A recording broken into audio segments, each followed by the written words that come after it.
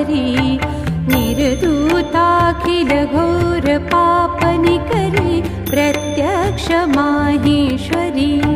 प्रालेयाचल वंश पावन करी, काशीपुराधीश्वरी,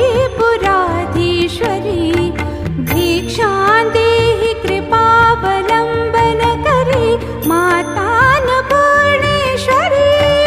नानारत्न विचित्रभूषण करी, हेमाम्बराडम्बरी, मुक्ताहार विलम्बमान विलसत् वक्षोज